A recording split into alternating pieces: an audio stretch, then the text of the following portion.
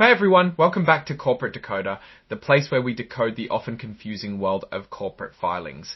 Today we're diving into a report from Complete Solaria, and let me tell you, it's a bit like changing the clocks twice. You think you know what time it is, but then, surprise! We will find out why they changed their end of year.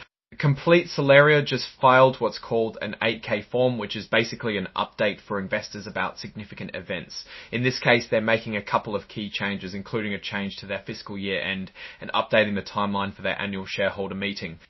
Scroll item 503, amendments to articles of incorporation or bylaws. Change Kazan fiscal year. Scroll. First up, let's talk about the fiscal year. Complete Solaria is changing its fiscal year end. Instead of ending on December 31st every year, their year will now end on the Sunday closest to December 31st. That means some years it might end on December closest to December 31st. That means some years it might end on December closest to December 31st. That means some years it might end on December 30th, other years on the 31, December 31. One first up letter first every year. Their year will now end on the Sunday closest to December 31st.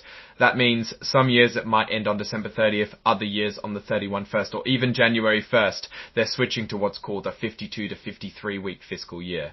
This change was approved by the company's board of directors in March of 21st, or even January 1st.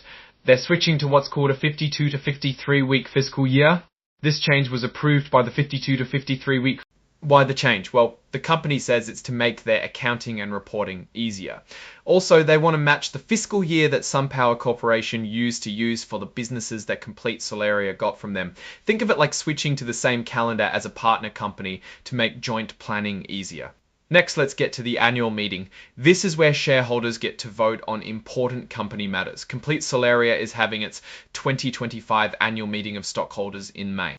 The meeting will be held virtually, meaning people can join online from wherever they are. The official record date for who gets to vote is in March. If you own Complete Solaria stock in March, you or someone holding your place legally gets to vote.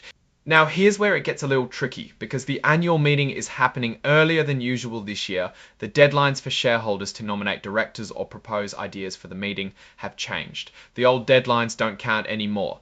If you want to suggest something to be included in the company's official meeting materials, you have to get it to the company by March 24, 2025. This is based on something called Rule 14A8 under the Exchange Act, which is a set of rules for these kinds of proposals. So basically, if you have an idea, get it in quick. If you want to nominate someone to be on the board of directors, or if you have another proposal that's not covered by Rule 14A8, you also need to get that to the company by March 24, 2025. Miss that deadline and your idea won't be included in the meeting materials or even considered at the meeting. So what does all this mean? Complete Solaria is making some adjustments to how they run things, particularly when it comes to their financial calendar and shareholder meetings. These changes might seem small, but they're important for keeping the company organized and giving shareholders a chance to participate. The most important takeaway for investors is to note the new deadline of March 24, 2025 for submitting shareholder proposals or director nominations.